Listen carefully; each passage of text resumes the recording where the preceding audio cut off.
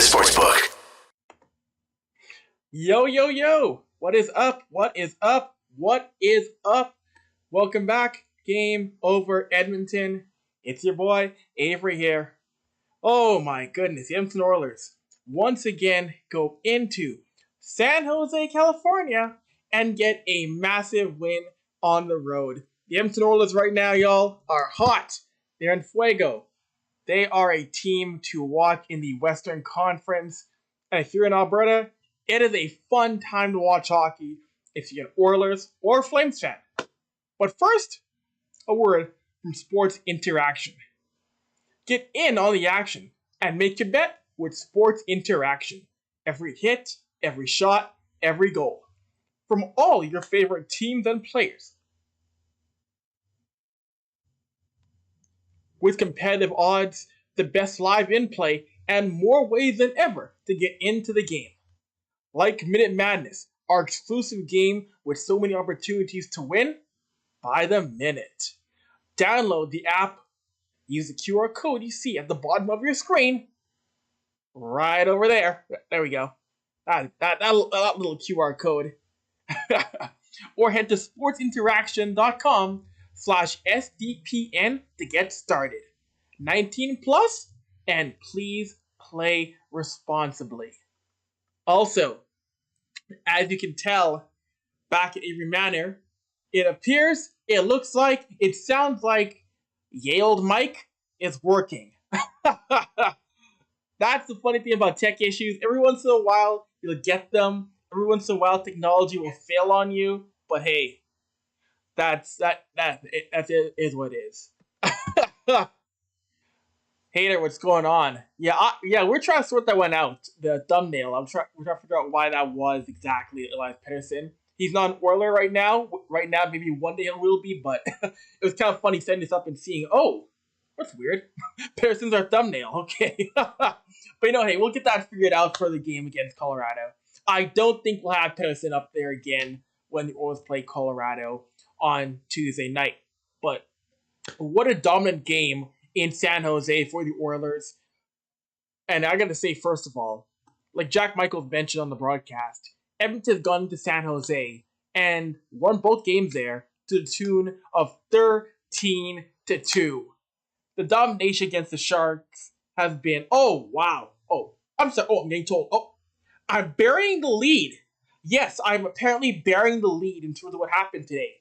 What else happened? Oh. McDavid 150. Connor McDavid hitting the 150-point mark, becoming only the 6th NHLer to hit that mark all time. 6 guys. The NHL's been around for over 100 years, and only 5 other men have hit the 150-point mark. Connor McDavid is now one of them.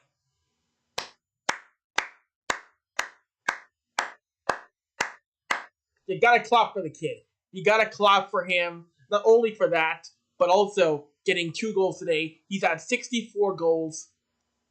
Can he hit 70? I don't know. Probably tough now. He's probably even harder now. He's only got Colorado and then San Jose. That's probably too much asked for in 2 games, but I can see McDavid getting to 67, 66, 68 maybe? Maybe 68? 4 goals in 2 more games? It's possible. It's Connor McDavid. But still, outstanding numbers. I don't see how you don't give McDavid the heart.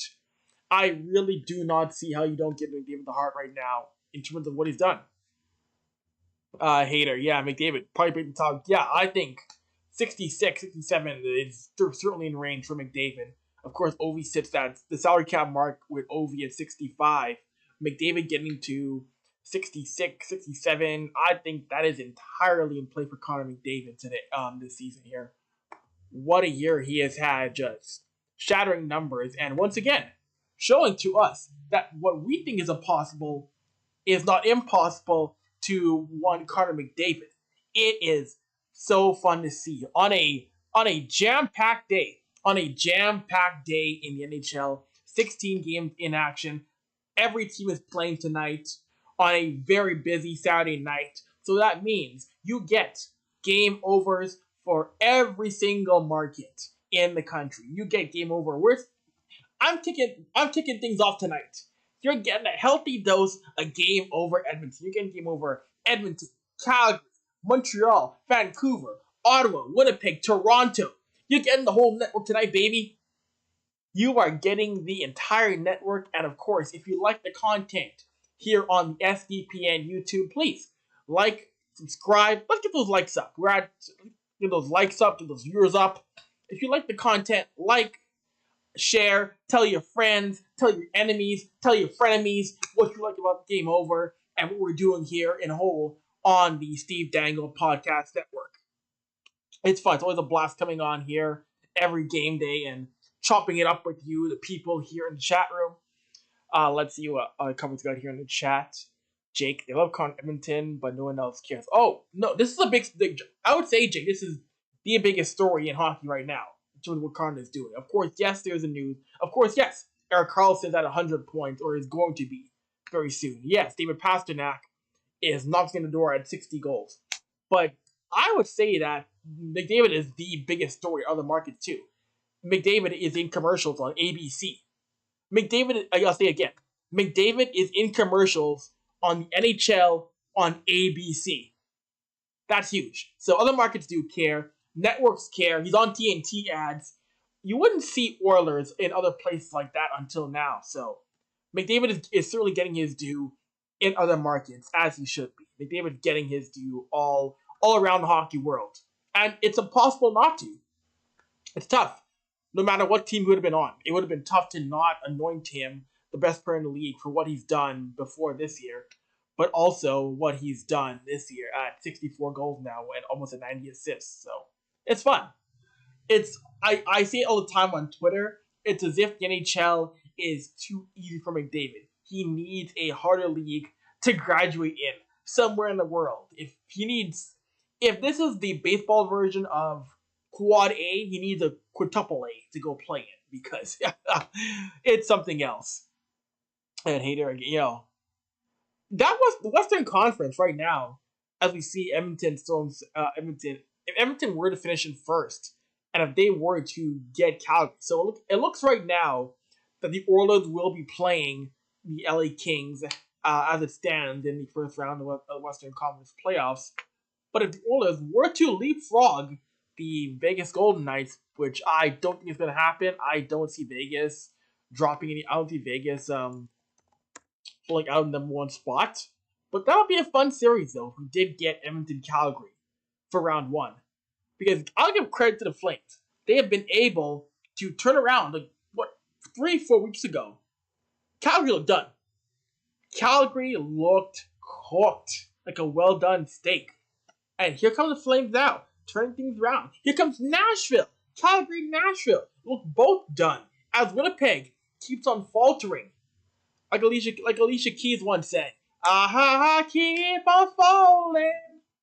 The Winnipeg Jets keep on falling and letting Calgary, Nashville back into things in the Western Conference in wildcard chases. So that's really going to come down to game 82 in my mind. It really is.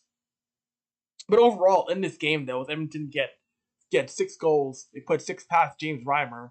And great game for Edmonton when it comes to 5-1-5 performance. Edmonton gets 5 goals on even strength. And Derek Ryan, a shorthanded goal. Edmonton is showing once again, they're a dangerous team when playing shorthanded. That's a horrifying thing if you're an opposing team. Knowing that this team can find a way offensively to burn you on both the power play, which is still chugging along, and then shorthanded, they can still find ways to score. So that is if I'm LA, of course you can't be scared, but you gotta pay attention how Edmonton's play when a man down is getting better and better as well. So, you know what, though? It's not impossible. It will be. Edmonton's schedule right now, they got Colorado and San Jose again. So, Edmonton can win out here. And yeah, Edmonton would need Vegas to go 1-1. But, oof. I don't know if Vegas is going to drop a game right now. I really don't. We can take a look at the schedules right now to see what Vegas is going to do, because the Golden Knights are going to be a tough out. The Golden Knights are going to be a tough out no matter who they play. Take a look at the Vegas Golden Knights schedule. So yeah, though, Edmonton's final 2 games are against Colorado and San Jose. And Vegas will end their season with 2 games back-to-back against the Kraken. And the Kraken, we see what Seattle has done in the Pacific Division as a very stable team that's clinched their first ever playoff spot. So it'll be tough to see. I mean, it'll be no cakewalk in either game, but I think game 82 might determine who wins that division, either Edmonton or Vegas. Ooh, the suspense! The suspense. I'm loving it. I'm loving it.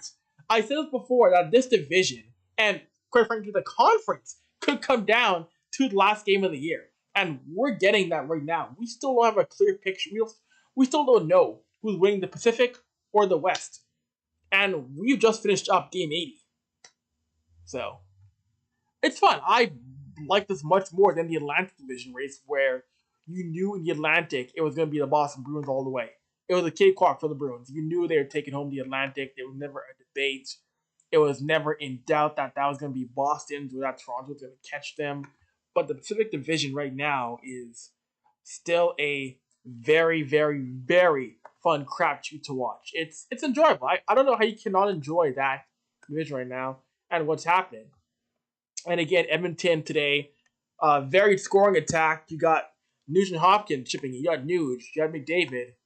You had Hyman, Derek Ryan, Philip Broberg. Philip Broberg gets his first goal of the year in the third period. Love the game that Broberg played today. Very deserving of that goal. But that pass from Draisaitl to get to Broberg. Oof! That pass, Leon! Sir! Leon Draisaitl with eyes in the back of his head, getting that puck towards Philip Broberg. And then again, I mentioned off the top, Ryan Nugent-Hopkins opened the scoring, and Ryan Nugent-Hopkins this year has his first 100-point season, 37 goals. And how do you not feel good for Ryan Nugent-Hopkins has done, finding his game even more in season 12 in the NHL as an Edmonton Oiler?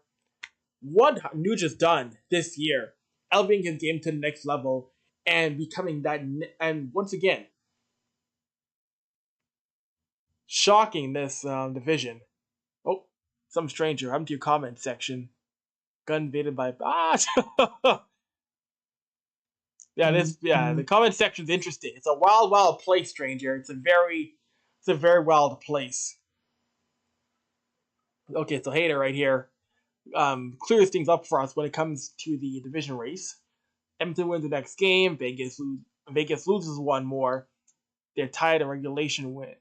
Edmonton will be ahead on regulation wins. Okay. The regulation wins play would be the tiebreaker that when it comes to Edmonton Vegas. Interesting stuff.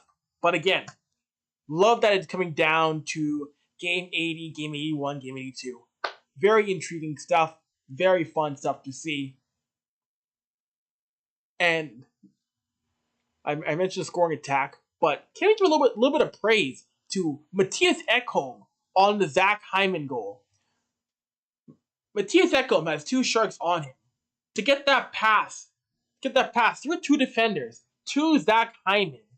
Such a skilled play to get that puck onto Zach Hyman's stick with 2 Sharks converging on him. Mattias Ekholm deserves a lot more praise for that pass to Zach Hyman. That play started with him getting that puck towards the net, towards Zach Hyman. And once again, Mattias Ekholm has shown how he was worth the investment, how he was worth the trade that did see Tyson Barrie and Reed Schaefer going to Nashville. What he has brought defensively, but offensively has been fun. It's been fun to watch. And I know Mattias Ekholm, I know it's a stat that I don't like. It's a stat that I think is very overrated. I think it's a stat that people put too much faith in. But I will say this much. Mattias Ekholm being a +6 today, that's a good thing. That is a very good thing. If you value plus minus as a quantifiable stat for hockey, Ekholm being a +6 is a good thing. Really is. Yeah, no, I agree. That actually been a shutout too. I know Thomas Hurdle got a goal in the first period to tie things up, beating Stuart Skinner. But it is what it is, though. And Edmonton, again, showing that they can do more than score on the power play. Only had one power play the entire game, didn't score on it. But again, Edmonton scores 5 even strength goals. They score shorthanded. And they, even though, yes, this power play at Edmonton is potent, it is breaking records, they're not power play merchants. They're not. They're elite on the power play, yes. But they've shown time and time again they can win a game without scoring a power play goal or even being on the man advantage. That's a great sign that this team isn't going out and needing the power play to win games. Because if that's all they were doing, if they couldn't score at all on 5-on-5 or shorthanded or even strength, then that would have been an issue if they weren't scoring on any other aspect or being effective anywhere else but the power play. And they're doing much more than that.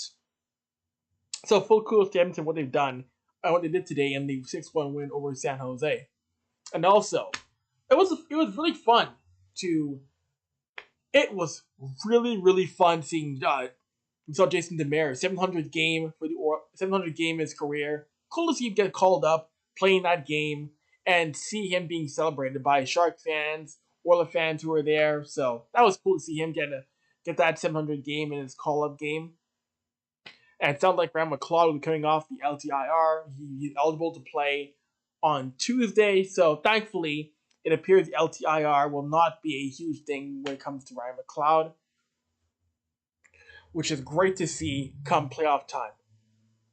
And now with Edmonton, a couple of games left, and I really want to see Dylan Holloway get recalled come playoff time. He is someone who I definitely think deserves to play a little bit more playoff hockey, deserves a chance. He'll be an upgrade on that Oilers forward core. If Holloway plays on the third line, he's definitely an improvement. If he goes to the fourth line, Dylan Holloway brings much more offense. Even though I like guys like Clayton Costin on that fourth line, Holloway brings a bit more than Costin. Jake here. The Oilers are on a heater. Well, I would say it's more just a heater. I would say because Edmonton, when you go back to what early, they've not lost game regulation in quite some time. This isn't just a small sample size of Oilers' success. So this is a team that looks much better than what they had last year. And hater. Edmonton plays LA in the first round. My prediction for that series, well, first of all, you can't sleep on the Kings. What they have done this year, they're still a dangerous team in Western Conference. And with goaltending, I didn't think would really carry them.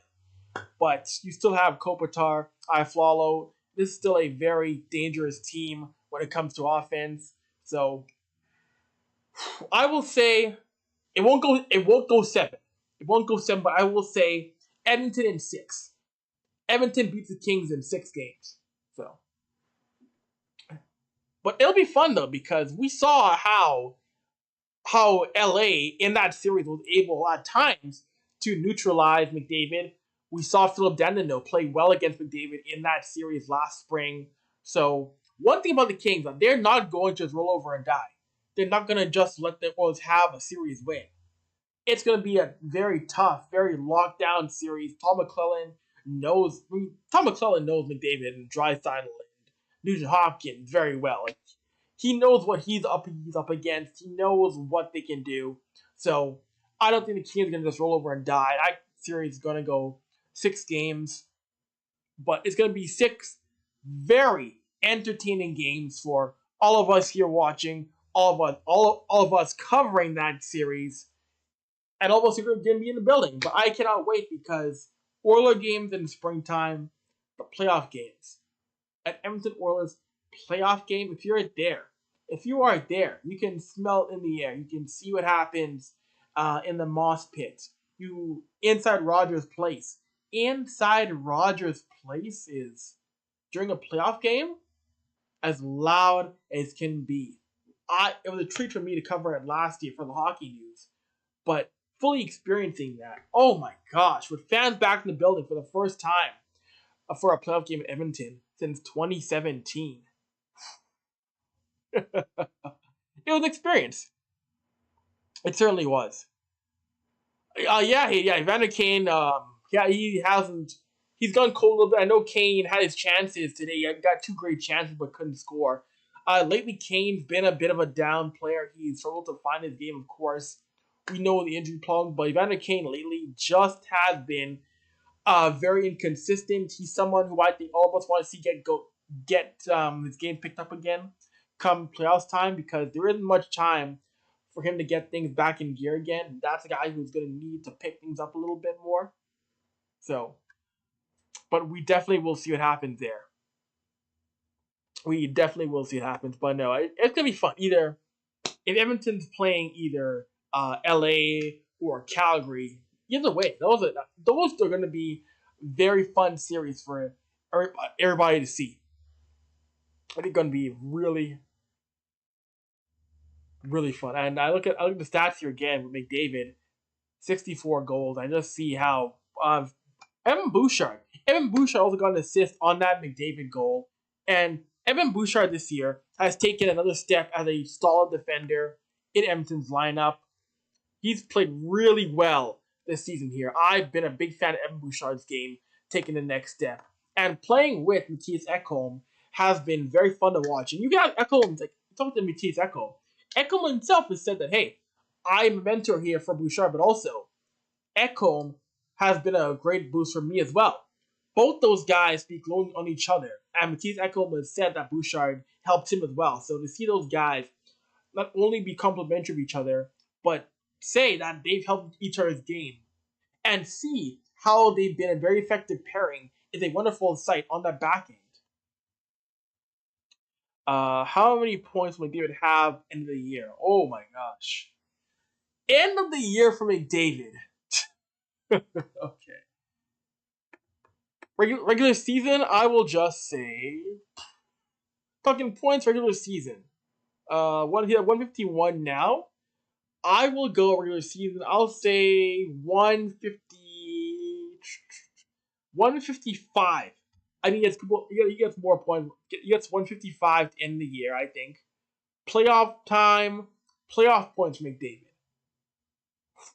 Playoff points for McDavid. Oh man.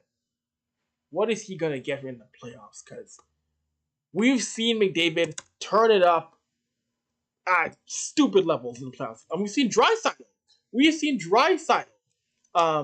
Have a heck of a playoff series. Either one of these guys could threaten for the Conn Smythe Trophy come playoff time. Either McDavid or Draisaitl could, because we saw Draisaitl play on literally one leg and put up 17 points against the LA Kings. But McDavid, that was the question at hand. So I'm just thinking back and forth in terms of who is going to be that guy. Okay, you know what? I will say playoff points for McDavid. I will say if Edmonton great point, Hayden. If Edmonton gets to the Cup final, I'm going to say I'll go bold. I'll say McDavid gets the Cup final. McDavid gets 42 points. 42 to get the Cup final. Because I'm gonna stop being safe on Connor McDavid. I went too safe in my predictions on Connor for the points in regular season. I called 122. He smashed my prediction by 30 points. So I'm gonna go 42 points for Connor McDavid if he plays the entire postseason, gets the Cup final. 42. And Draisaitl, I will say 38. Because again, McDavid and Draisaitl in 16 games got 33 and 32 points after playing 3 rounds of the playoffs. Didn't play in the Cup final. Neither guy played in the Cup final, and they were 1-2 in playoff scoring. If you give McDavid and Draisaitl the Cup final as well too, boy, oh boy, that's going to be trouble. That's going to be trouble. What depth player do I see going off in the playoffs? I know there's always that one guy, right? There's always that one player who gets on the heater in the postseason, is the big story, and is the talk of the hockey world. So who is that depth player for the Oilers? Ooh, wow, that's a great question. Who's that depth player going to be? Who's that depth player going to be? Mm. I think it would be fun to see Nick Bjugstad be that guy. I think it'd be really fun to see Nick Bjugstad catch fire for the Oilers. We saw what he's done in a short period of time here. We know he was on pace for 20 goals this year between Edmonton and Arizona. I think it'd be really cool to see Nick Bjugstad catch fire and have a great performance as a third or fourth line guy. I know he's also too. I know he's not a depth player per se. I know he's not a depth player, but he can go up and down the lines. But I think it would be really cool to see Kyler Yamamoto, Kyler, step up in the postseason, because we've seen Kyler when he's healthy be an effective player in the postseason. I just need Kyler to step up as well too in the postseason. Him getting hot in the first round against an LA or against a Calgary, I would love to see it for his game and his confidence. And just being a little pest. Because we saw Kyler. Jay says himself. Kyler plays inside your guy's equipment. Kyler getting it together in the postseason would be a fun thing to see for him. So, yeah, in terms of a true depth guy, Nick Bjugstad is my choice to be one who becomes a story for Edmonton. The guy who gets the timely goal here and there. The guy who gets the overtime winner to set Rogers' Place on fire. Because being in the building when someone scores in overtime, that is fun. I get to be in Rogers' Place when someone scores an overtime winner in the postseason for the home team. That would be another level of electricity in the building. Which D-man do I think locks in during the postseason? Ooh, locks in. I think it's already a foregone conclusion that we're gonna have Matisse Ekholm lock in. But I think now that he's not called upon to be Mr. Everything and do as much as he used to do, I think Darnell Nurse is gonna have a great postseason. I think Darnell Nurse is gonna lock in and be a very effective blue liner come the postseason. Now that we don't have everything on his plate like we did before the Ekholm trade, I think this is gonna be the year that Darnell Nurse is an absolute rock in the back end during the postseason, and he deserves it. He deserves that level of success. Come to postseason. And he's a guy that is so well beloved in that locker room. So I think Darnell Nurse being that guy who locks in is very possible this year. Because it's already foregone conclusion we're going to get Matisse Ekholm stepping up come to postseason for Edmonton on the back end. We know what he's done before years past for Nashville. So that's going to be very, very fun to watch. All right, gang, we're going to wrap things up here on Game Over Edmonton. Thank you all for tuning in. Hope you had a fun afternoon. Hope you enjoyed yourselves. And hey, if you want more Game Over, there is so much more to come tonight on Game Over. Every channel is active tonight thanks to 16 games on the NHL schedule. So you got way more Game Over to watch than just me here in my living room. You got Game Overs from all across the entire country to tap into on this fine Saturday afternoon and evening. Anyways, I'm Avery, and I am out of here. I'll be back again on Tuesday night, recapping Edmonton, Colorado, and I got a guest for you for my last game of the regular season. Tuesday night. I can't wait. We're going to do it right now. Tuesday night, our guest from ESPN, the one, the only Greg Wyshynski on Game Over Edmonton Tuesday night. Don't miss it. You'll want to tune in. Peace.